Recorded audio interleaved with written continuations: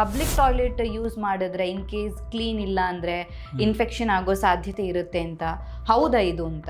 ಪದೇ ಪದೇ ಯೂರಿನ್ ಹೋಗಬೇಕಾಗಿದೆ, ತಡ್ಕೊಳ್ಳೋಕ್ಕೆ ಆಗಲ್ಲ, ಕೆಲವು ಸರಿ ಲೀಕೇಜ್ ಆಗೋದು, ಕೆಳಗೆ ಭಾಗ ಹೊಟ್ಟೆಯಲ್ಲಿ ನೋವಾಗೋದು, ರಕ್ತ ಮೂತ್ರ ಆಗೋದು, ಮುಂದ್ಗಡೆ ಚರ್ಮ ಏನೋ ಓಪನ್ ಆಗ್ತಾ ಇಲ್ಲ ಅಂದರೆ ಆವಾಗ ಅಲ್ಲಿಂದ ಇನ್ಫೆಕ್ಷನ್ ಆಗೋ ಚಾನ್ಸ್ ಇರುತ್ತೆ. ಓವರ್ ಬೋರ್ಡ್ ಹೈಜೀನ್ ಅಂತೀವಿ ನಾವು. ಕೆಲವರು ಎಜುಕೇಟೆಡ್ ಫಿಮೇಲ್ ಇದು ಯೂಸ್ ಮಾಡ್ತಾರೆ, ಅದು ಯೂಸ್ ಮಾಡ್ತಾರೆ, ಬಟ್ ಅದರಿಂದ ಜಾಸ್ತಿ ನಿಮ್ಮ pH ಮತ್ತು ಒಳ್ಳೆ ಬ್ಯಾಕ್ಟೀರಿಯಾ ವೈಪೌಟ್ ಆಗುತ್ತೆ. ಆ ಸೆಕ್ಷುವಲ್ ಆ್ಯಕ್ಟಿವಿಟಿ ಅರೌಂಡ್ ಟೈಮಲ್ಲಿ ಹೈಡ್ರೇಷನ್ ಚೆನ್ನಾಗಿದೆ. ಸ್ಪೋರ್ಟ್ಸ್ ಕಲ್ಚರು, ಜಿಮ್ ಕಲ್ಚರ್ ಜಾಸ್ತಿ ಆಗಿದೆ, ಹೈಡ್ರೇಷನ್, ಅವ್ರು ನೀರು ಕುಡಿಯೋದೆಲ್ಲ ಕಮ್ಮಿ ಮಾಡಿದ್ದಾರೆ. ಈಗ ಪ್ರಾಪರ್ ಟೈಮಲ್ಲಿ ಟ್ರೀಟ್ಮೆಂಟ್ ತಗೊಂಡಿಲ್ಲ ಅಂತ ಹೇಳಿದ್ರೆ ಕಿಡ್ನಿಗೆ ಏನಾದರೂ ಎಫೆಕ್ಟ್ ಆಗುತ್ತೆ? ಕಿಡ್ನಿ ಸ್ಟೋನ್ಸ್ ಇದೆಯಾ, ಇಲ್ಲಾಂದರೆ ಏನಾದರೂ ಕಿಡ್ನಿ ಊತ ಬಂದಿದೆಯಾ, ಏನಾದರೂ ಯೂರಿನ್ ನಿಲ್ತಾ ಆಗ್ತಾ ಇದೆಯಾ, ಸರಿಯಾಗಿ ಪ್ರವಾಹ ಆಗ್ತಾ ಇಲ್ಲ, ಆ ಥರ ಏನಾದರೂ ಕಂಡೀಷನ್ಸ್ ಇದೆಯಾ ಅಂತ ನೋಡ್ತೀವಿ. ತುಂಬ ಚಳಿ ಜ್ವರ ಬರುತ್ತೆ, ತುಂಬಾ ವೀಕ್ನೆಸ್ ಅನಿಸುತ್ತೆ, ಜ್ವರ ಬರೋದು, ಏನು ಕೆಲಸ ಮಾಡೋಲ್ಲ, ವಾಮಿಟಿಂಗ್ ಬರ್ಬೋದು, ಇನ್ನು ಬೆನ್ನಲ್ಲಿ ಯಾವ ಕಡೆ ಇನ್ಫೆಕ್ಷನ್ ಆಗಿದೆ ಆ ಕಡೆ ನೋವಾಗೋದು. ಈ ನಡುವೆ ಅರ್ಬನ್ ಲೈಫ್ ಸ್ಟೈಲಲ್ಲಿ ಎಲ್ಲರೂ ಅರ್ಜೆಂಟಲ್ಲಿ ಬ್ಯುಸಿಯಾಗಿದ್ದಾರೆ, ನೀರು ಕುಡಿಯೋದಿಲ್ಲ, ಉರಿ ಮೂತ್ರ ಆಗೋದೂ ಜಾಸ್ತಿ ಆಗುತ್ತೆ. ಖಾರ ಪದಾರ್ಥ ತೊಗೊಂಡ್ರೆ ನಿಮಗೆ ಯೂರಿನ್ ಇನ್ಫೆಕ್ಷನ್ ಆಗೋದಿಲ್ಲ, ಅದರಿಂದ ನಿಮ್ಮದು ಲಕ್ಷಣಗಳು ಜಾಸ್ತಿ ಆಗುತ್ತೆ.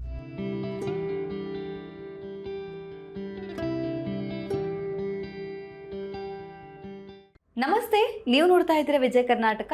ನಾನು ರಕ್ಷಾ ಕೋಟ್ಯಾನ್.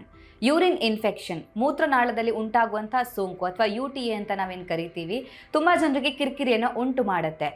ಸಾಮಾನ್ಯವಾಗಿ ನಾವು ಅಂದ್ಕೋತೀವಿ ನಮ್ಮ ಮೂತ್ರದಲ್ಲಿ ಏನಾದರೂ ಅಥವಾ ಯೂರಿನ್ ಪಾಸ್ ಮಾಡಬೇಕಾದ್ರೆ ಪ್ರಾಬ್ಲಮ್ ಇದ್ದಾಗ ನಾವು ಅದು ಯೂರಿನ್ ಇನ್ಫೆಕ್ಷನ್ ಆಗಿರ್ಬೋದು ಅಥವಾ UTA ಆಗಿರಬಹುದು ಅಂತ. ಆದರೆ ಅದರ ಹೊರತಾಗಿಯೂ ಕೂಡ UTA ಇತ್ತು ಅಂತ ಹೇಳಿದ್ರೆ ಯಾವೆಲ್ಲ ಲಕ್ಷಣಗಳು ಕಂಡು ಬರುತ್ತೆ, ಸೊ ಯಾವುದನ್ನು ನಾವು ತಪ್ಪಾಗಿ ಅರ್ಥ ಮಾಡ್ಕೊಂಡಿದ್ದೇವೆ, ಇದಕ್ಕೆ ಚಿಕಿತ್ಸೆ ಯಾವ ರೀತಿಯಾಗಿರುತ್ತೆ, ಒಟ್ಟಾರೆಯಾಗಿ ಈ ಮೂತ್ರನಾಳದ ಸೋಂಕಿನ ಬಗ್ಗೆ ಹೆಚ್ಚಿನ ವಿಚಾರವನ್ನು ತಿಳಿಸ್ಕೊಡೋದಕ್ಕೆ ಇವತ್ತು ನಮ್ಮ ಜೊತೆ ಇದ್ದಾರೆ doctor Gokul Krishnan PJ, lead consultant and HOD, department of urology and kidney transplant, Aster Whitefield hospitals, Bangalore. Doctor, ಕಾರ್ಯಕ್ರಮಕ್ಕೆ ಸ್ವಾಗತ. ನಮಸ್ಕಾರ ಡಾಕ್ಟರ್. ಈಗ ಮೂತ್ರನಾಳದ ಸೋಂಕು ಅಥವಾ ನಾವು ಜನರಲ್ ಆಗಿ ಯೂರಿನ್ ಇನ್ಫೆಕ್ಷನ್ ಆಗಿದೆ ಅಥವಾ UTI ಅಂತ ಕರಿತೀವಲ್ಲ, ಸೊ ಇದರ ಸಿಂಪ್ಟಮ್ಸ್ ಬಗ್ಗೆ ಮಾತಾಡಬೇಕು ಅಂತ ಹೇಳಿದ್ರೆ, ಸೊ ಯೂರಿನ್ ಇನ್ಫೆಕ್ಷನ್ ಆಯಿತು ಅಂತ ಹೇಳಿದಾಗ ಮೇಜರ್ ಸಿಂಪ್ಟಮ್ಸ್ ಯಾವುದೆಲ್ಲ ಇರುತ್ತೆ ಅಂತ? ಇವಾಗ ಮೂತ್ರನಾಳ ಇನ್ಫೆಕ್ಷನ್ ಅಂದರೆ ಕೆಲವು ಫುಲ್ ಯೂರಿನರಿ ಟ್ರ್ಯಾಕ್ಟ್ ಅಂತ ಹೇಳ್ತೀವಿ. ಸೊ ಅದು ನೋಡೋಕ್ಕೆ ಹೋದರೆ ಮೂತ್ರಪಿಂಡದಿಂದ ಸ್ಟಾರ್ಟ್ ಆಗುತ್ತೆ, ಬೆಣ್ಣದ ಹಿಂಭಾಗದಲ್ಲಿ ಇರೋದು, ಮತ್ತು ಮೂತ್ರವಾಹಿನಿ, ಮೂತ್ರನಾಳ, ಯೂರೆಟ್ರಸ್ ಅಂತೀವಿ. ಅದಾದಮೇಲೆ ಮೂತ್ರಕೋಶ ಬರೋದು, ಅದ್ರ ಬಿಟ್ಟು ಅದರಿಂದ ಬರೋ ಆಚೆ ಟ್ಯೂಬ್ ಅಂದರೆ ಮೂತ್ರನಾಳ ಅಂತ ಹೇಳ್ತೀವಿ. ಸೊ ಇದು ಫುಲ್ ನೋಡಿಕೊಂಡ್ರೆ ಅದನ್ನು ಯೂರಿನರಿ ಟ್ರ್ಯಾಕ್ಟ್ ಅಂತ ಹೇಳ್ತೀವಿ. ಗಂಡಸರಲ್ಲಿ ಒಂದು ಎಕ್ಸ್ಟ್ರಾ ಆರ್ಗನ್ ಗ್ರಂಥಿ ಅಂತ ಇರುತ್ತೆ, ಪ್ರಾಸ್ಟೇಟ್ ಅಂತ ಹೇಳ್ತೀವಿ. ಅದ್ರ ಜೊತೆಗೆ ಗಂಡಸರಲ್ಲಿ ಮಾತ್ರ ಆ ಪ್ರಾಸ್ಟೇಟ್ ಗ್ರಂಥಿ, ಅದು part of the urinary tract, ಅದು ಮೂತ್ರಕೋಶ, ಅದು ಫುಲ್ ಟ್ರ್ಯಾಕ್ಟ್ ಅದು ಪೋರ್ಷನ್ ಇರುತ್ತೆ. ಸೊ ಸಿಂಪ್ಟಮ್ಸ್ ಅಂತ ಏನು ಹೇಳಿದ್ರೆ ಅಂದರೆ ಸೋಂಕದ್ರಲ್ಲಿ ಎಲ್ಲದಕ್ಕಿಂತ ಕಾಮನ್ ಸಾಮಾನ್ಯವಾಗಿರೋದು ಅಂದರೆ ಉರಿ ಮೂತ್ರ ಆಗೋದು, ಅದೇ ಮೇನ್ ಸಿಂಪ್ಟಮ್ಸು. ಅದು ಬಿಟ್ಟರೆ ಪದೇ ಪದೇ ಯೂರಿನ್ ಹೋಗಬೇಕಾಗಿದೆ, ನೀವು ಜಸ್ಟ್ ಈಗ ಮೂತ್ರ ವಿಸರ್ಜನೆ ಮಾಡಿ ಬಂದ್ರಿ, ಮತ್ತೆ 10 ನಿಮಿಷಕ್ಕೆ ಮತ್ತೆ ಹೋಗಬೇಕಾಗಿರೋದು, ತಡ್ಕೊಳ್ಳೋಕ್ಕೆ ಆಗಲ್ಲ, ಕೆಲವು ಸರಿ ಲೀಕೇಜ್ ಆಗೋದು, ಕೆಳಗೆ ಭಾಗ ಹೊಟ್ಟೆಯಲ್ಲಿ ನೋವಾಗೋದು, ಮತ್ತು ಜ್ವರ, ರಕ್ತ ಮೂತ್ರ ಆಗೋದು, ಅದೆಲ್ಲ ಸಿವಿಯರ್ ಅಂದರೆ ಸ್ವಲ್ಪ ಗಂಭೀರವಾಗಿ ಇನ್ಫೆಕ್ಷನ್ ಸೋಂಕು ಆದರೆ ಆವಾಗ ಆ ಥರ ಆಗುತ್ತೆ. ಸೊ ಜ್ವರ, ರಕ್ತ ಬರೋದು, ಕ್ಲೌಡಿ ಯೂರಿನ್ ಅಂತೀವಿ, ಸೊ ವೈಟಿಶ್ ಬಿಳಿ ಯೂರಿನ್ ಅಂತ ಹೋಗೋದು, ಆ ಥರ ಏನಿದ್ರೆ ಸಿವಿಯರ್ ಇನ್ಫೆಕ್ಷನ್ಸಲ್ಲಿ ಆ ಥರ ಕಾಣಿಕೊಳ್ಳುತ್ತೆ. ಬಟ್ 1-2 ದಿವಸದಲ್ಲಿ ಪದೇ ಪದೇ ಯೂರಿನ್ ಹೋಗೋದು, ಉರಿ ಮೂತ್ರ ಆಗೋದನ್ನೇ ಮೇನ್ ಲಕ್ಷಣವಾಗಿ ಹೇಳಬಹುದು. ಇದೆರಡು ಕೂಡ ಮುಖ್ಯ ಲಕ್ಷಣ ಆಗಿರುತ್ತೆ ಅಂತ. ಆದ್ರೆ ಈಗ ಉರಿ ಮೂತ್ರ ಹೋಗೋದು ಬೇರೆ ರೀಸನ್ ಇಂದಾನು ಕೂಡ ಕೆಲವೊಂದ್ಸತಿ ಆಗಿರುತ್ತೆ, ಅಥವಾ ನಾವೇನೋ ಕಡಿಮೆ ನೀರು ಕುಡಿದಾಗ ಏನೋ ಯೂರಿನ್ ಕಲರ್ ಚೇಂಜ್ ಆಯ್ತು, ಯೂರಿನ್ ಪಾಸ್ ಮಾಡ್ಬೇಕಾದ್ರೆ ಏನೋ ಒಂದು ರೀತಿ ಉರಿ ಫೀಲ್ ಆಯ್ತು ಅಂತ ಹೇಳ್ತೀವಿ. ಸೊ ಒಂದು ವೇಳೆ ಮೂತ್ರನಾಳದ ಈ UTI ಇತ್ತು ಅಂದಾಗ ಬರುವಂತಹ ಆ ಒಂದು ಉರಿಗೂ ಜನರಲ್ ಆಗಿ ನಮ್ಗೆ ಏನೊಂದು ಉರಿ ಆಗಿದೆ, ಕೆಲವರು ಹೇಳ್ತಾರೆ ಮೇ ಬಿ ಜಾಸ್ತಿ ನಾನ್ ವೆಜ್ ತಿಂದಾಗ ನೀರು ಕುಡಿಲಿಲ್ಲ ಅಂದ್ರೆ ಈ ತರ ಆಗುತ್ತೆ ಅಂತ. ಸೊ ಆ ವ್ಯತ್ಯಾಸವನ್ನ ನಾವು ಹೇಗೆ ಗಮನಿಸಬೇಕು? ನಾರ್ಮಲ್ ಆಗಿ ಬರುವಂತ ಉರಿ ಮೂತ್ರಕ್ಕೂ ಏನೋ ಸೋಂಕಾಗಿ ಆಗಿದೆ ಅಂದಾಗ ಬರುವಂತ ಮೂತ್ರ ಉರಿ ಆಗೋದಕ್ಕೂ ಏನು ವ್ಯತ್ಯಾಸ ಇದೆ ಅಂತ? ಒಳ್ಳೆ ಪ್ರಶ್ನೆ ಇದು. ಉರಿ ಮೂತ್ರ ಆಗೋದು ಎಷ್ಟೋ ಜನ ಅನ್ಕೋತಾರೆ ಅದು ಇನ್ಫೆಕ್ಷನ್ನೇ ಅಂತ. ಆ ಥರ ಇಲ್ಲ. 90% ಅದು ಇನ್ಫೆಕ್ಷನ್ ಇರ್ಬೋದು. 10% ಏನಾಗುತ್ತೆ ಅಂದರೆ ತುಂಬ ಖಾರ ಪದಾರ್ಥ ಏನೋ ತೊಗೊಂಡ್ರಿ, ಆವಾಗ ಏನಾಗುತ್ತೆ, ಅದರಲ್ಲಿ ಕೆಲವು ಕೆಮಿಕಲ್ಸ್ ಇರುತ್ತೆ, ಕ್ಯಾಪ್ಸೈಸಿನ್ ಅಂತ, ಅದು ಹೋಗಿ ಬ್ಲ್ಯಾಡ್ರನ್ನ ಕಿರಿಕಿರಿ ಮಾಡುತ್ತೆ, ಒಂಥರ ಇರಿಟೇಷನ್ ಮಾಡುತ್ತೆ, ಆವಾಗ ಉರಿ ಮೂತ್ರ ಆಗ್ಬೋದು. ಬೇರೆದಂದರೆ ಹೆವಿ ನಾನ್ ವೆಜಿಟೇರಿಯನ್ ಡೈಟ್, ಮಾಂಸ ಪದಾರ್ಥ ತೊಗೊಂಡ್ರೆ ಅದು ಏನಾಗುತ್ತೆ ಅಂದರೆ ಯೂರಿನ್ದು pH ಅಂತೀವಲ್ಲ, ಆ್ಯಸಿಡಿಟಿ ಜಾಸ್ತಿ ಆಗುತ್ತೆ. So acidic nature of urine ಇದ್ದರೆ ಆವಾಗ ಕೋಶಕ್ಕೆ ಟಚ್ ಆದರೆ ಇಲ್ಲ ಮೂತ್ರನಾಳಕ್ಕೆ ಟಚ್ ಆದರೆ ಆವಾಗ ಉರಿ ಬರುತ್ತೆ. ಬಟ್ ಈ ಥರ ಉರಿಗಳು ಏನಂದರೆ ಒಂದು 24 ಗಂಟೆಯಿಂದ 48 ಗಂಟೆಯಲ್ಲಿ ಹೋಗಿಬಿಡುತ್ತೆ. ಬಟ್ ಇನ್ಫೆಕ್ಷನ್ ಸೋಂಕು ಅಂದರೆ ಏನಾಗುತ್ತೆ, ಅದು ಪ್ರೋಗ್ರೆಸ್ ಆಗುತ್ತೆ, ಮುಂದೆ ಉರಿಯುತ್ತೆ. ಏನಂದರೆ ಪದೇ ಪದೇ ಯೂರಿನ್ ಹೋಗೋದು, ಜ್ವರ ಬರೋದು, ಯೂರಿನ್ ಬಣ್ಣ ಚೇಂಜ್ ಆಗೋದು, ಡಾರ್ಕ್ ಆಗೋದು, ಮತ್ತು ಉರಿ ರಕ್ತಮೂತ್ರ ಆಗೋದು, ಆ ಥರ ಆಗುತ್ತೆ. ಅದು ಹೋಗೋದಿಲ್ಲ. ಅದಕ್ಕೆ ನೀವು ಏನಾದರೂ ಚಿಕಿತ್ಸೆ ತೊಗೋಬೇಕಾಗಿರುತ್ತೆ. ಆ್ಯಂಟಿಬಯೋಟಿಕ್ ಇರಲಿ, ಜಾಸ್ತಿ ನೀರು ಕುಡಿಯೋದಾಗಿರಲಿ, ಬೇರೆ ಥರ ಪ್ರಿವೆಂಟಿವ್ ಟ್ರೀಟ್ಮೆಂಟ್ಸ್ ಆಗಿರಲಿ, ಅದು ತೊಗೋಬೇಕಾಗಿರುತ್ತೆ. ಸೊ ಇದು ಬೇಗ ಹೋಗೋದಿಲ್ಲ, ಬೇರೆ ರೀತಿಯಿಂದ ಆಗೋದು ಉರಿ ಬೇಗ ಹೋಗುತ್ತೆ. ಓಕೆ, ಎಷ್ಟು ದಿನ ಇರುತ್ತೆ ಡಾಕ್ಟರ್ ಸಾಮಾನ್ಯವಾಗಿ ಈ ಸಿಂಪ್ಟಮು? ಅದು ನೀವು ಟ್ರೀಟ್ಮೆಂಟ್ ತಗೊಳ್ಳೋ ಪ್ರಕಾರ ಇರುತ್ತೆ. ಅಲ್ಲ, ನೆಗ್ಲೆಕ್ಟ್ ಮಾಡಿದ್ರು ಓಕೆ, ಮೇ ಬಿ ಇದು ನನ್ನ ಲೈಫ್ ಸ್ಟೈಲಿಂದ ಆಗಿರ್ಬೋದು ಅಂತ ಸುಮ್ಮನೆ ಆದರೆ ನಮ್ಗೊಂದು ಅಂದಾಜು ಇರಬೇಕಲ್ಲ, ಎಷ್ಟು ದಿನದವರೆಗೆ ಇದ್ದರೆ ಅದನ್ನು ನಾವು UTI ಅಂತ ಕನ್ಸಿಡರ್ ಮಾಡಬೇಕು, ಹಾಸ್ಪಿಟಲ್ಗೆ ಹೋಗಬೇಕು ಅಂತ. ಇಲ್ಲಾಂದ್ರೆ ಕಷಾಯ ಕುಡ್ಕೊಂಡೆ ಮನೇಲಿ ಇರ್ತಾರೆ ಕೆಲವರು. ಎರಡು ರೀತಿ ಜನರು ಇರ್ತಾರೆ. ಹೌದು, ಒಬ್ಬರು ಮನೇಲಿ ಇರೋ ಕಿಚನಲ್ಲಿ ಹೋಗಿ ಏನು ತೊಗೊಂಡ್ರೆ ಏನಿರ್ಬೋದು, ಟರ್ಮರಿಕ್ ಇದ್ದರೆ ಆಯಿತು ಅದು ತೊಗೊಳ್ಳೋಣ, ಇದರಿಂದ ಲೆಮನ್ ಜ್ಯೂಸ್ ತೊಗೊಳ್ಳೋಣ, ಇದು ತೊಗೊಳ್ಳೋಣ ಅಂತ ಏನೇನೋ ಟ್ರೈ ಮಾಡ್ತಾರೆ. ಆಮೇಲೆ ಅದನ್ನು ಹಾಗೆ ಬಿಡ್ತಾರೆ, ಅದು ಜಾಸ್ತಿ ಆಗ್ತಾ ಹೋಗುತ್ತೆ. ಆಮೇಲೆ ಡಾಕ್ಟರ್ ಹತ್ರ ಬರುತ್ತೆ. ಇನ್ನೊಬ್ಬರು ಒಂದು ದಿವಸ ಉರಿ ಮೂತ್ರ ಆದ ತಕ್ಷಣ ಡಾಕ್ಟರ್ ಹತ್ರ ಬರ್ತಾರೆ. ಸೊ ಎರಡು ರೀತಿ ಜನರು ಇರ್ತಾರೆ. ಸೊ ಹೋಮ್ ರೆಮಿಡೀಸ್ ನಾವು ಡಿಸ್ಕರೇಜ್ ಮಾಡ್ತೀವಿ, ಬಟ್ ನೀರು ಚೆನ್ನಾಗಿ ಕುಡಿಯೋದು ಡೆಫಿನೆಟ್ಲಿ ಅದು ಡಾಕ್ಟ್ರುಗಳು ಹೇಳ್ತಾರೆ, ನಾವು ಹೇಳ್ತೀವಿ. ಬಟ್ ಮೇನ್ ಅಂದರೆ ನಾವು ಯೂರಿನ್ ಪರೀಕ್ಷೆ ಮಾಡಬೇಕಾಗಿರುತ್ತೆ. ಯಾವ ಥರ ಇನ್ಫೆಕ್ಷನ್ ಆಗಿದೆ, ಯಾವ ಬ್ಯಾಕ್ಟೀರಿಯಾ, ಯಾವ ಸೂಕ್ಷ್ಮಜೀವಿಗಳು ಅದರಲ್ಲಿ ಇದೆ, ಯಾವ ಆ್ಯಂಟಿಬಯೋಟಿಕ್ ಕೊಟ್ಟರೆ ಸರಿ ಹೋಗುತ್ತೆ, ಅದು ನೋಡಿಬಿಟ್ಟೇ ಕರೆಕ್ಟ್ ಟ್ರೀಟ್ಮೆಂಟ್ ಆಗೋದು. ಆಮೇಲೆ ಟ್ರೀಟ್ಮೆಂಟ್ ಸ್ಟಾರ್ಟ್ ಮಾಡಿದಾಗ ಸಂಪೂರ್ಣವಾಗಿ ಟ್ರೀಟ್ಮೆಂಟ್ ಚಿಕಿತ್ಸೆ ತೊಗೋಬೇಕಾಗಿರುತ್ತೆ. ಆವಾಗಲೇ ಮತ್ತೆ ಬರೋದು ನಿಲ್ಲುತ್ತೆ, ಮತ್ತು ಪದೇ ಪದೇ ಹಾಗೂ ರಿಕರೆಂಟ್ ಯೂರಿನರಿ ಟ್ರ್ಯಾಕ್ಟ್ ಇನ್ಫೆಕ್ಷನ್ ಅಂತೀವಿ, ಅದು ಕಮ್ಮಿ ಆಗುತ್ತೆ. So correct treatment, correct duration, ಅದು ತುಂಬ ಇಂಪಾರ್ಟೆಂಟ್. ಓಕೆ, ಸೊ ಹಾಗಿದ್ರೆ ಮುಖ್ಯ ಲಕ್ಷಣಗಳನ್ನು ನಾವು ನೋಡೋದಾದರೆ ಮೂತ್ರದ ಬಣ್ಣ ಬದಲಾವಣೆ ಆಗೋದು, ಉರಿ ಆಗೋದು, ಅಥವಾ ಕೆಳಗಿನ ಭಾಗದಲ್ಲಿ ನೋವು ಬರೋದು. ಸೊ ಜ್ವರ ಯಾವಾಗ ಬರುತ್ತೆ ಡಾಕ್ಟರ್? ಈಗ ಅದು ಸಿವಿಯರ್ ಆಯಿತು ಅಂದಾಗ ಮಾತ್ರ ಜ್ವರ ಬರುತ್ತಾ, ಹೇಗೆ ಅಂತ? ಸೊ ಈಗ ಕಾಮನ್ ಕಮ್ಯುನಿಟಿ ಅಕ್ವೈರ್ಡ್ UTI ಅಂತ, ಕಾಮನ್ UTI ಅಂದರೆ ಹೆಂಗಸರಿಗೆ ಆಗೋದಿಲ್ಲ, ಗಂಡಸರಿಗೂ ಆಗ್ಬೋದು. ಬರೀ ಮೂತ್ರಕೋಶ ಮತ್ತು ಅದರ ಕೆಳಗಡೆ ಇರೋ ಮೂತ್ರನಾಳಿಗೆ ಮಾತ್ರ ಇನ್ಫೆಕ್ಷನ್ ಆಗೋದು. ಅದಕ್ಕಿಂತ ಹೆಚ್ಚು ಮೇಲೆ ಹೋದರೆ ಮೂತ್ರವಾಹಿನಿ ಅಂತ ಹೇಳಿರಿ, ಮೂತ್ರಪಿಂಡ ಅಂತ ಇರಲಿ, ಆವಾಗ ಜ್ವರಗಳು ಬರೋಕ್ಕೆ ಸ್ಟಾರ್ಟ್ ಆಗುತ್ತೆ. ಯಾಕಂದರೆ ಆವಾಗ ಅದು ಇನ್ಫೆಕ್ಷನ್ನು ಒಳಗಡೆ ಪದರದಿಂದ ಆಚೆ ಕಡೆ ಹೋಗಿ ರಕ್ತ ಒಳಗಡೆ ಮಿಕ್ಸ್ ಆಗೋ ಇನ್ಫೆಕ್ಷನ್ ಥರ ಇರುತ್ತೆ. ಆವಾಗ ಬಾಡಿ ಏನಂದರೆ ರಿಯಾಕ್ಟ್ ಮಾಡ್ತಾರೆ. ರಿಯಾಕ್ಷನ್ ಏನಂದರೆ ಜ್ವರ. ಸೊ ಬ್ಲಡ್ ಆಮೇಲೆ ಫುಲ್ ಟಿಶ್ಯೂ ಇನ್ಫೆಕ್ಷನ್ ಆಮೇಲೆ ಆ ಥರ ಆದರೆ ಆವಾಗ ಏನು ಅನ್ಬೋದು ಅಂದರೆ ಕಾಂಪ್ಲಿಕೇಟೆಡ್ UTI ಇಲ್ಲ ಅಥವಾ ಫೆಬ್ರೈಲ್ UTI. ಫೆಬ್ರೈಲ್ ಅಂದರೆ it's A medical term for fever. So fever ಆಗೋ UTI ಅಂದರೆ ಫೆಬ್ರೈಲ್ UTI ಅಂತೀವಿ. ಕಾಂಪ್ಲಿಕೇಟೆಡ್ UTI ಅಂದರೆ ಗಂಡಸರಲ್ಲಿ ಆಗೋ ಯೂರಿನರಿ ಟ್ರ್ಯಾಕ್ಟ್ ಇನ್ಫೆಕ್ಷನ್ ಆಗಲಿ, ಪ್ರೆಗ್ನೆನ್ಸಿಲಿ ಆಗೋ ಯೂರಿನರಿ ಟ್ರ್ಯಾಕ್ಷನ್ ಇನ್ಫೆಕ್ಷನ್ ಆಗಲಿ, ಚಿಕ್ಕ ಮಕ್ಕಳಲ್ಲಿ ಇರೋ ಆಗಲಿ, ಆಮೇಲೆ ತುಂಬ ವಯಸ್ಸಾಗಿರೋ ಗಂಡಸರು ಪ್ರಾಸ್ಟೇಟು, ಸ್ಟ್ರಿಕ್ಚರು ಅಂಥ ಪ್ರಾಬ್ಲಮ್ ಇರೋಆಗಲಿ, ಜ್ವರದ ಜೊತೆಗೆ ಬಂದರೆ ಆವಾಗ complicated UTI or advanced UTI ಅಂತ ಹೇಳ್ತೀವಿ. ಓಕೆ ಓಕೆ, ಹಾಗಿದ್ರೆ ಈ ಉರಿ ಮೂತ್ರ ಉಂಟಾಗೋದಕ್ಕೆ ಮುಖ್ಯ ಕಾರಣಗಳು ಯಾವುದೆಲ್ಲ ಡಾಕ್ಟರ್? ಅದೇ ಸೋಂಕಂತೂ ಪ್ರಥಮ ಕಾರಣ. ಅದು ಬಿಟ್ಟು ಹೋದರೆ ಖಾರ ಪದಾರ್ಥ ತಗೊಳ್ಳೋದು, ಅದು ಒಂದು ಸರಿ ಆಗುತ್ತೆ. ಆಮೇಲೆ ಹೆಚ್ಚು ಖಾರ ಪದಾರ್ಥಗಳನ್ನ ತಗೊಂಡ್ರು ಇನ್ಫೆಕ್ಷನ್ ಆಗುತ್ತೆ. ಇನ್ಫೆಕ್ಷನ್ ಅಲ್ಲ, ನಾವು ಉರಿ ಮೂತ್ರ ಮಾತಾಡ್ತಿದ್ದೀವಿ. ಇನ್ಫೆಕ್ಷನ್ ಆದರೆ ಬೇರೆ ರೀತಿ. ಸೊ ಈಗ ಹೆಂಗಸರಿಗೆ ಒಂದು ಸೆಕ್ಷುಲಿ ಆ್ಯಕ್ಟಿವ್ ಏಜ್ ಗ್ರೂಪ್ ಹೆಂಗಸರು ಇರ್ತಾರಲ್ಲ, ಒಂದು 15 ಇಯರ್ಸಿಂದ ಆಗಲಿ ಒಂದು 50 ವಯಸ್ಸುವರೆಗೂ, ಅವ್ರಿಗೆ ಸಾಮಾನ್ಯವಾಗಿ ನೋಡೋದಂದರೆ ಯೂರಿನರಿ ಟ್ರ್ಯಾಕ್ಟ್ ಇನ್ಫೆಕ್ಷನ್ ಆಗೋದು. ಅದು ನಾರ್ಮಲ್, ಸಾಮಾನ್ಯವಾಗಿ ಆಗೋದು. ಒಂದು 2-3 ದಿವಸ ಒಂದು ಆ್ಯಂಟಿಬಯೋಟಿಕ್ ತೊಗೊಂಡ್ರೆ ಸರಿ ಹೋಗೋದು ಥರ ಇನ್ಫೆಕ್ಷನ್ ಆಗೋದು. ಬೇರೆ ಪಾಪ್ಯುಲೇಷನ್ ಇರುತ್ತೆ. ಈಗ ವಯಸ್ಸಾಗಿರೋರಲ್ಲಿ, ಪ್ರಾಸ್ಟೇಟು, ಡಯಾಬಿಟಿಸ್ ಇರೋರಿರಲಿ, ಪ್ರೆಗ್ನೆನ್ಸಿ ಇರಲಿ, ಇಲ್ಲಾಂದರೆ ಮುಟ್ಟು ನಿಂತಿರೋರು ಹೆಂಗಸರಲ್ಲಿ ಒಂದು 60 ಮೇಲೆ, ಆವಾಗ ಅವ್ರಿಗೆ ಬರೋದು ಯಾವುದೋ ಕಾರಣದಿಂದ ಬರುತ್ತೆ. ಸುಮ್ಮನೆ ಆಗೋದು, ಇದು ಕಮ್ಯುನಿಟಿ ಅಕ್ವೈರ್ಡ್ ಯೂರಿನರಿ ಟ್ರ್ಯಾಕ್ಟಿಂದ ಅದಾಗೋದಿಲ್ಲ. ಅವ್ರಿಗೆ ಒಂದು ಏನು ಹೇಳೋದು, ಒಂದು ಅವ್ರಿಗೆ ಯೂರಿನರಿ ಟ್ರ್ಯಾಕ್ಟ್ ಇನ್ಫೆಕ್ಷನ್ ಆಗೋದು ಚಾನ್ಸಸ್ ಜಾಸ್ತಿ ಇರುತ್ತೆ. ಸೊ ಅದಕ್ಕೆ ಪ್ರೋನ್ ಟು UTI ಅಂತೀವಿ. So diabetes is the main ಕಾರಣ. ಹೆಂಗಸರು ಮುಟ್ಟಾಗಿ ನಿಲ್ತಿರೋ ಹೆಂಗಸರು ಅದೊಂದು ಕಾರಣ. ಮೆನೋಪಾಸ್ ಕಾರಣ ಆಗುತ್ತೆ. ಹೌದು ಹೌದು, ಯಾಕಂದರೆ ಅದು hormonal influence estrogen protective effect ಹೋಗಿಬಿಡುತ್ತೆ. ಸೊ ಹೆಂಗಸರಲ್ಲಿ ಮುಟ್ಟಾಗಿರೋ ಟೈಮಲ್ಲಿ ಎಸ್ಟ್ರೋಜನ್ ಅಂತ ಒಂದು ಹಾರ್ಮೋನ್ ಜಾಸ್ತಿ ಇರುತ್ತೆ. ಅದು ಏನು ಮಾಡುತ್ತೆ ಅಂದರೆ ಅದು ವೆಜೈನಲ್ ಗರ್ಭ ಇದು ಹಾಗೂ ಗರ್ಭಕೋಶ ಮತ್ತು ಅದು ವೆಜೈನಲ್ ಟ್ರ್ಯಾಕ್ಟಲ್ಲಿ ಆವಾಗ ಅಸಿಡಿಕ್ pH ಅಂತ ಮೇಂಟೈನ್ ಮಾಡುತ್ತೆ. ಸೊ ಅದು ಇಲ್ಲದೇ ಇದ್ದಾಗ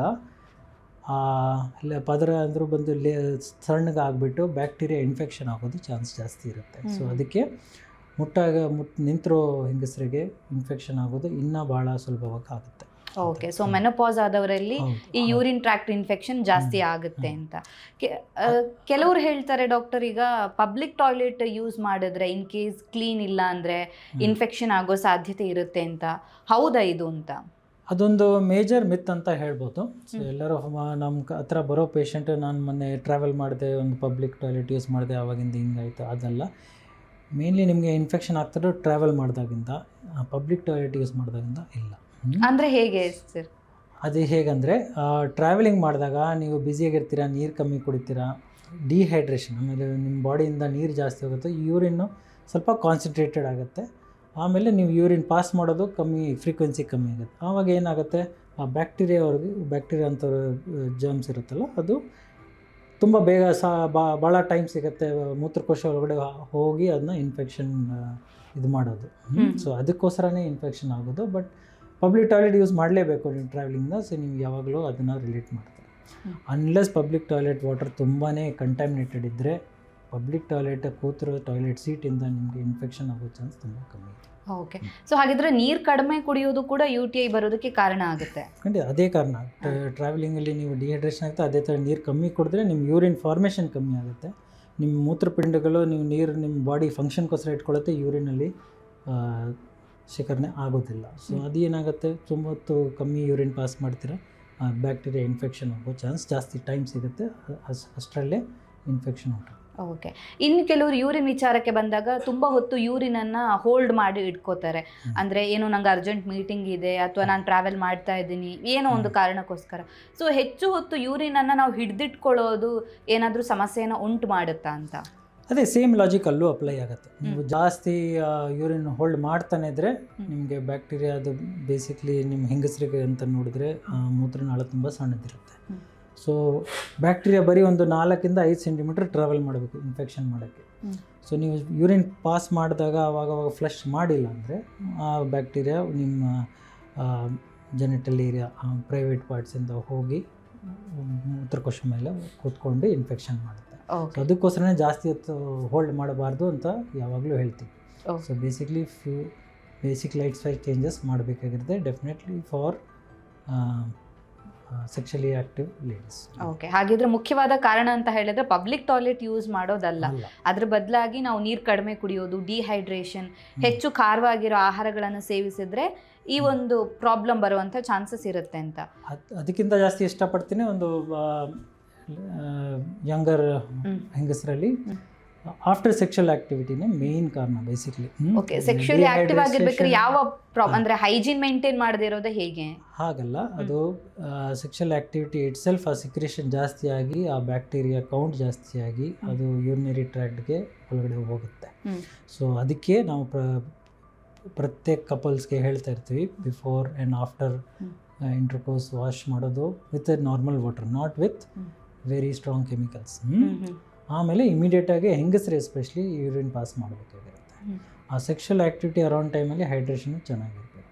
ಸೊ ಕೆಲವರಿಗೆ ಇದೆಲ್ಲ ಮಾಡಿನೋ ಪದೇ ಇನ್ಫೆಕ್ಷನ್ ಆಗುತ್ತೆ ಸೆಕ್ಷುವಲ್ ಆ್ಯಕ್ಟಿವ್ ಆದ ತಕ್ಷಣ. ಆವಾಗ ನಾವು ಹೇಳ್ತೀವಿ ಅಂದರೆ ಪೋಸ್ಟ್ ಎಕ್ಸ್ಪೋಜರ್ ಪ್ರೊಫೈಲ್ಯಾಕ್ಸಿಸ್, ಒಂದು ಸಿಂಗಲ್ ಡೋಸ್ ಆ್ಯಂಟಿಬಯೋಟಿಕ್ ತೊಗೊಳಕ್ಕೆ ಹೇಳ್ತೀವಿ ಆಫ್ಟರ್ ಇಂಟರ್ಕೋರ್ಸ್. ಸೊ ಆ ಥರ ಪ್ರಿವೆನ್ಷನ್ ನಾವು ಮಾಡ್ಬೋದು. But sexual activity is most common. ಎಲ್ಲದಕ್ಕಿಂತ ಸಾಮಾನ್ಯವಾಗಿ ನೋಡೋದಂದರೆ ಪೋಸ್ಟ್ ಇಂಟರ್ಕೋರ್ಸೇ ನಾವು ಯೂರಿನರಿ ಟ್ರ್ಯಾಕ್ಟ್ ಇನ್ಫೆಕ್ಷನ್.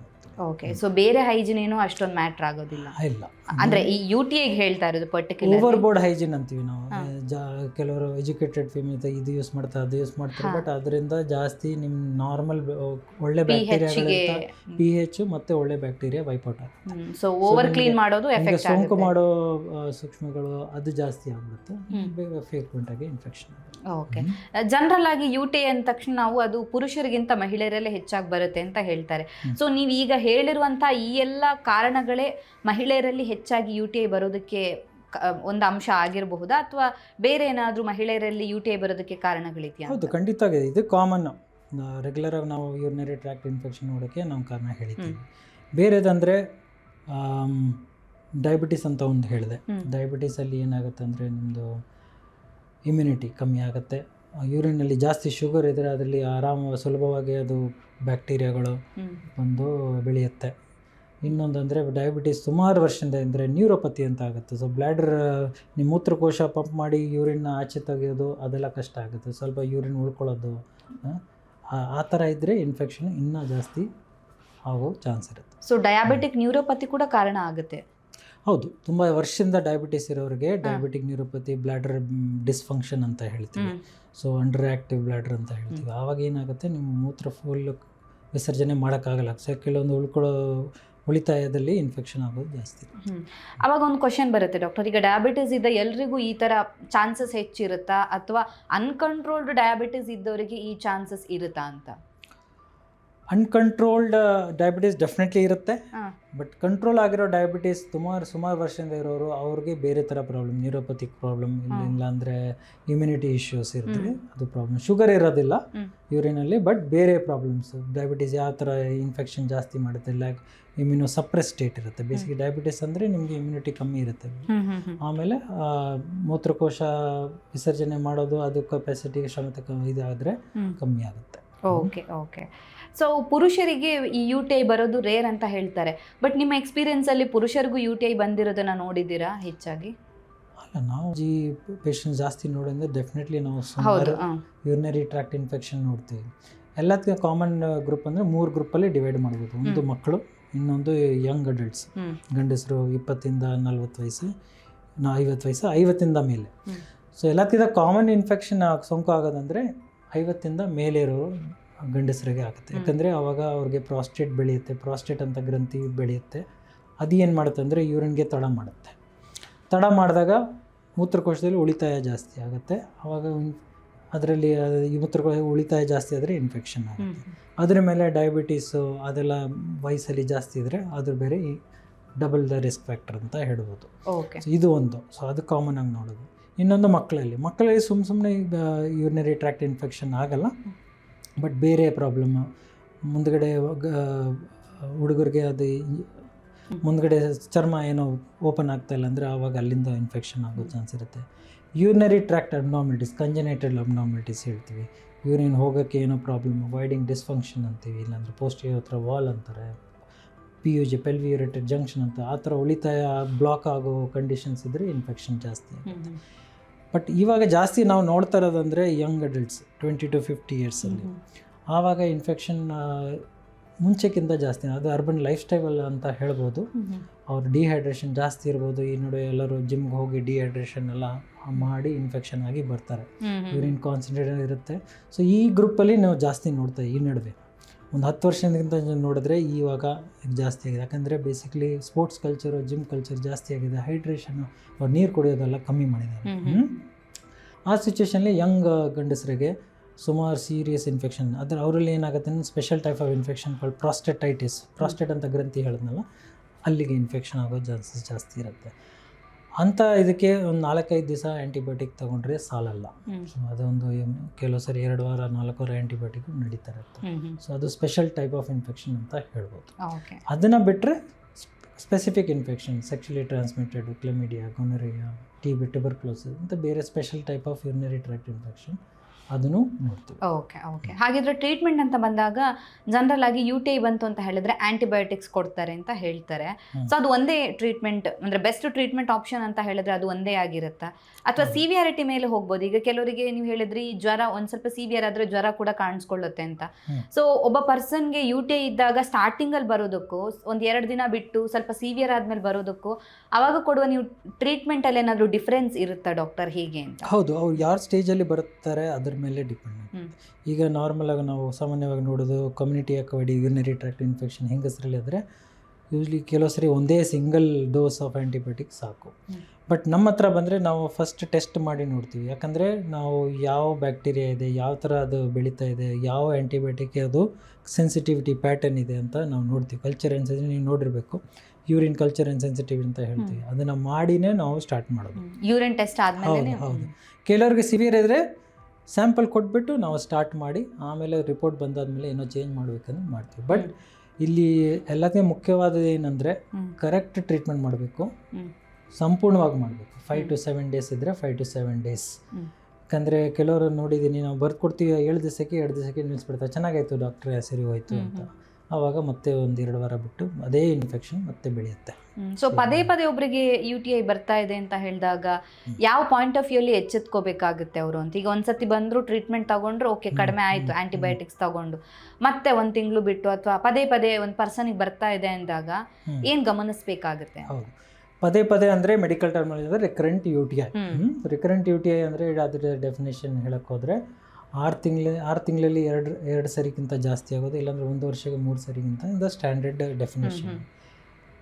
ಪ್ರೊವೈಡೆಡ್ ಅವರು ಕರೆಕ್ಟ್ ಟ್ರೀಟ್ಮೆಂಟ್ ತೊಗೊಂಡಿದ್ದಾರೆ. ಇದಕ್ಕೆ ಅರ್ಧಂಬರ್ಧ ಟ್ರೀಟ್ಮೆಂಟ್ ತೊಗೊಂಡು ಅವರು ರಿಲ್ಯಾಪ್ಸ್ ಆಗಿದ್ರೆ ಅದು ರಿಕರೆಂಟ್ UTI ಅನ್ನೋಕ್ಕಾಗಲ್ಲ, ಅದು ರಿಲ್ಯಾಪ್ಸ್ಡ್ UTI ಅಂತ. ಅಂದರೆ ಪ್ರಾಪರ್ ಟ್ರೀಟ್ಮೆಂಟ್ ತೊಗೊಂಡ್ರು ಆದರೂ ಆಗ್ತಾಯಿದೆ ಅಂದರೆ ನಾವು ಮತ್ತೆ ಎವ್ಯಾಲ್ಯೂಯೇಟ್ ಮಾಡಬೇಕಾಗುತ್ತೆ. ಸೊ ಎವ್ಯಾಲ್ಯೂಯೇಷನ್ ಏನಂದರೆ ಪದೇ 6 ವಾರಕ್ಕೋ 4 ವಾರಕ್ಕೋ ಯೂರಿನ್ ಟೆಸ್ಟ್ ಮಾಡಿ ನೋಡ್ತೀವಿ.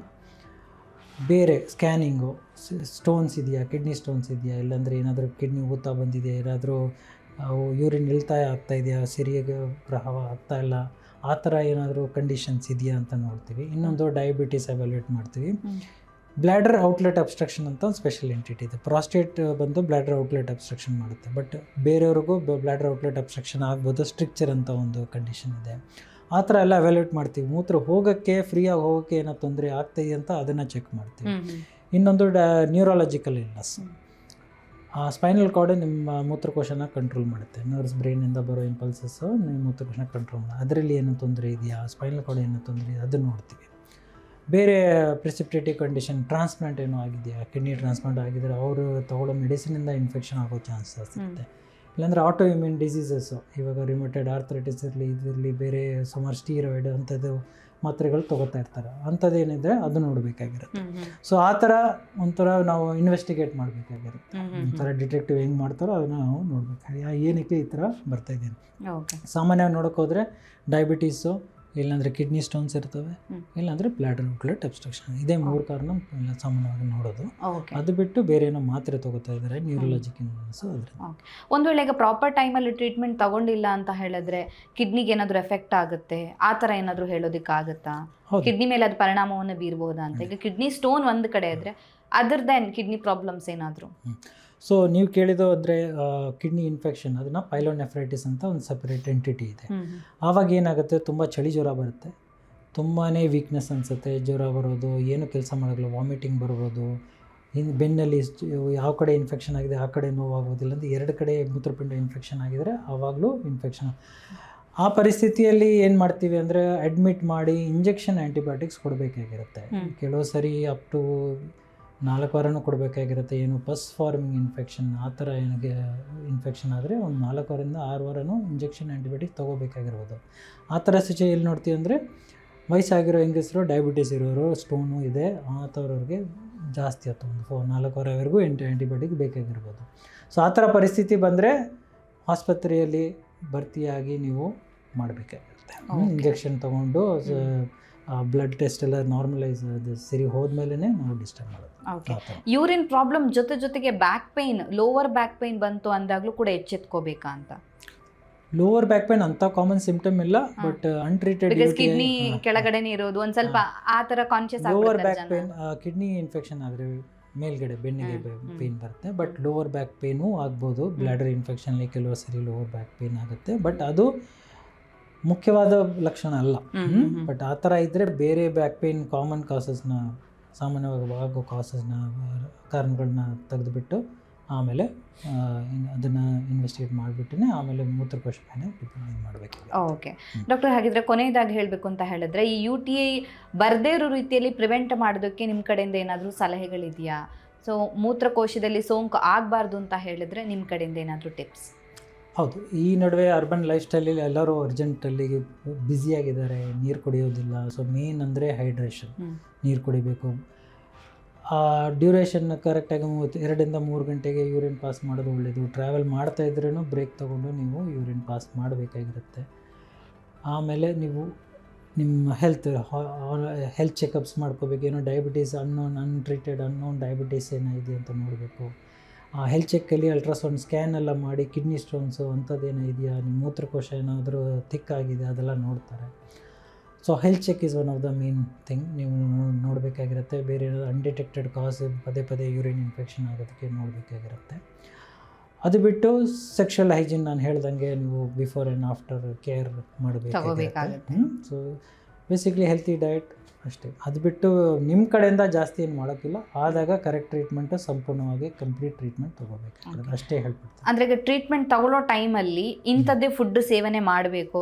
ಆಗಲೇ ಹೇಳಿದ್ರು ನೀವು ಖಾರ ಪದಾರ್ಥಗಳನ್ನ ಸೇವಿಸೋದು ಕೂಡ ಒಂದು ಕಾರಣ ಆಗಬಹುದು ಅಂತ. ಸೊ ಆ್ಯಂಟಿಬಯೋಟಿಕ್ಸ್ ಒಂದು ಕಡೆ ಆದರೆ ವೈಲ್ ಟೇಕಿಂಗ್ ದ ಟ್ರೀಟ್ಮೆಂಟ್ ಆ ಟೈಮಲ್ಲಿ ಒಂದು ಈ ಥರ ಫುಡ್ಡನ್ನು ಅವಾಯ್ಡ್ ಮಾಡಿ ಆ ಟೈಮಿಗೆ ಅಟ್ಲೀಸ್ಟ್ 1 ವೀಕ್ ಆದರೂ ಈ ಥರ ಫುಡ್ಡನ್ನು ತಿನ್ನಿ ಅಂತ ಏನಾದರೂ ಸಜೆಸ್ಟ್ ಮಾಡೋದಕ್ಕಾಗತ್ತಾ ಅಂತ? ಮೂತ್ರ ಸೋಂಕು ಆದಾಗ ನಾವು ಆ್ಯಂಟಿಬಯೋಟಿಕ್ ಸ್ಟಾರ್ಟ್ ಮಾಡ್ತೀವಿ. ಸೊ ಅವಾಗ ಏನಾಗುತ್ತೆ, ನೀವು ಖಾರ ಪದಾರ್ಥ ತೊಗೊಂಡ್ರೆ ಒಂದು ನಿಮಗೆ ಗ್ಯಾಸ್ಟ್ರಿಕ್ ಇರಿಟೇಷನ್ ಜಾಸ್ತಿ ಆಗುತ್ತೆ ಆ್ಯಂಟಿಬಯೋಟಿಕ್ಸ್ ಜೊತೆಗೆ. ಇನ್ನೊಂದು ನಿಮ್ಮ ಉರಿ ಮೂತ್ರ ಆಗೋದೂ ಜಾಸ್ತಿ ಆಗುತ್ತೆ. ಸೊ ಟ್ರೀಟ್ಮೆಂಟ್ ಅಂಥ ಏನು ಊಟ ಪದಾರ್ಥ ಏನಿಲ್ಲ, ನೀರು ಜಾಸ್ತಿ ಕುಡಿತೀವಿ ಅಂತ ಬಿಟ್ಟು ಖಾರ ಮಾತ್ರ ಕಮ್ಮಿ ತೊಗೋಬೇಕು. ಯಾಕಂದರೆ ಅದರಿಂದ ನಿಮ್ಮ ಲಕ್ಷಣವಾಗಿ ಜಾಸ್ತಿ, ಅದರಿಂದ ನಿಮಗೆ ಇನ್ಫೆಕ್ಷನ್ ಆಗ್ತಾಯಿಲ್ಲ. ಅದು ನಾನು ತಿಳ್ಸೋಕ್ಕೆ ಟ್ರೈ ಮಾಡ್ತಾಯಿದ್ದೀನಿ. ಖಾರ ಪದಾರ್ಥ ತೊಗೊಂಡ್ರೆ ನಿಮಗೆ ಯೂರಿನ್ ಇನ್ಫೆಕ್ಷನ್ ಆಗೋದಿಲ್ಲ, ಅದರಿಂದ ನಿಮ್ಮದು ಲಕ್ಷಣವಾಗಿ ಜಾಸ್ತಿ ಆಗುತ್ತೆ ಅಷ್ಟೇ. ಉರಿ ಮೂತ್ರ ಜಾಸ್ತಿ ಆಗುತ್ತಂತೂ ಅದರಿಂದ ನಿಮಗೆ ಇನ್ಫೆಕ್ಷನ್ ಆಗ್ತಾಯಿಲ್ಲ. ಓಕೆ ಡಾಕ್ಟರ್, ಕೊನೆಯದಾಗಿ ಏನಾದರೂ ಹೇಳೋಕ್ಕೆ ಇಷ್ಟಪಡ್ತೀರಾ ಆಡಿಯನ್ಸಿಗೆ? ಕೊನೆಯದಾಗಂದರೆ ನಮ್ಮ ಯೂರಿನರಿ ಟ್ರ್ಯಾಕ್ಟ್ಸ್ ಇಟ್ಕೊಂಡು ಸುಮಾರು ಹೋಮ್ ರೆಮಿಡೀಸ್ ಅದೆಲ್ಲ ನೀವು ಅವಾಯ್ಡ್ ಮಾಡಬೇಕಾಗಿರುತ್ತೆ. ರಿಜಿಸ್ಟರ್ಡ್ ಮೆಡಿಕಲ್ ಪ್ರಾಕ್ಟೀಷ್ನರ್, ನೀವು ಇಂಟರ್ನಲ್ ಮೆಡಿಸಿನ್ ಸ್ಪೆಷಲಿಸ್ಟ್ ಆಗಲಿ ಯೂರಾಲಜಿಸ್ಟ್ ಆಗಲಿ ಅವರ ಅಡ್ವೈಸ್ ತೊಗೊಂಡೇ ಮಾಡಬೇಕು. ಯಾಕಂದರೆ ಅನ್ಟ್ರೀಟೆಡ್ ಎಸ್ಪೆಷಲಿ ಡಯಾಬಿಟಿಸ್ ಇರೋರಿಗೆ ಅನ್ಟ್ರೀಟೆಡ್ ನೀವು ಹೋಮ್ ರೆಮಿಡೀಸ್ ತೊಗೊಂಡ್ರೆ ಇನ್ನೂ ಸಿವಿಯರು, ಪ್ರಾಣಕ್ಕೆ ಅಪಾಯ ಆಗೋ ಅಷ್ಟು ಇನ್ಫೆಕ್ಷನ್ ಆಗೋ ಚಾನ್ಸ್ ಇರುತ್ತೆ. ಅದು ಬಿಟ್ಟು ನೀವು ಲೈಫ್ ಸ್ಟೈಲ್ ಚೇಂಜಸ್ಸು, ನಿಮ್ಮ ಬಾಡಿಗೆ ಸ್ವಲ್ಪ ಟೈಮ್ ಕೊಡಿ. ಎಲ್ಲರೂ ಬ್ಯುಸಿ ಇದ್ದಾರೆ, ಬಟ್ ಬಾಡಿಗೋಸ್ಕರ ಟೈಮ್ ಕೊಡಿ. ನೀರು ಕುಡಿಯೋದು, ರೆಗ್ಯುಲರಾಗಿ ಮೂತ್ರ ವಿಸರ್ಜನೆ ಮಾಡೋದು, ಅದೆಲ್ಲ ಒಂದು ಬೇಸಿಕ್ ಲೈಫ್ ಸ್ಟೈಲ್ ಕೇರ್ ನೀವು ತೊಗೋಬೇಕಾಗುತ್ತೆ ಅಷ್ಟೇ. Okay, thank you so much doctor. ನಮ್ಮ ಇವತ್ತಿನ ಕಾರ್ಯಕ್ರಮದಲ್ಲಿ ಯಾವ ರೀತಿಯಾಗಿ UTI ಬರೋದಕ್ಕೆ ನಮ್ಮ ತಪ್ಪುಗಳು ಕಾರಣ ಆಗುತ್ತೆ, ಸೊ ಹೇಗೆ ಪ್ರಿವೆನ್ಷನನ್ನು ತಗೋಬೇಕು, ಟ್ರೀಟ್ಮೆಂಟ್ ಆಪ್ಷನ್ಸ್ ಏನಿದೆ, ಸೊ ಎಲ್ಲ ವಿಚಾರದ ಬಗ್ಗೆ ನಮ್ಮ ಆಡಿಯನ್ಸಿಗೆ ಒಂದು ವಿವರವಾಗಿರುವಂಥ ಮಾಹಿತಿಯನ್ನು ತಿಳಿಸ್ಕೊಟ್ಟಿದ್ದೀರಾ. Thank you so much. Thank you. ನಮ್ಮ ಇವತ್ತಿನ ಕಾರ್ಯಕ್ರಮದಲ್ಲಿ ಯಾವ ರೀತಿಯಾಗಿ ಮೂತ್ರಕೋಶದ ಸೋಂಕು ಬರುತ್ತೆ, UTI ಅಂತ ಹೇಳಿದರೆ ಏನು, ಸೊ ಇದನ್ನು ಯಾವ ರೀತಿಯಾಗಿ ತಡೆಗಟ್ಟಬಹುದು ಅನ್ನೋದ್ರ ಬಗ್ಗೆ ಡಾಕ್ಟರ್ ನಮಗೆ ಹೆಚ್ಚಿನ ಮಾಹಿತಿಯನ್ನು ತಿಳಿಸ್ಕೊಟ್ಟಿದ್ದಾರೆ. ಆರೋಗ್ಯಕ್ಕೆ ಸಂಬಂಧಿಸಿದಂಥ ಹೆಚ್ಚಿನ ವಿಡಿಯೋಗಳನ್ನು ನಮ್ಮ ವಿಜಯ ಕರ್ನಾಟಕ ಹೆಲ್ತ್ ಪೇಜ್ನಲ್ಲಿ ನೀವು ನೋಡಬಹುದು.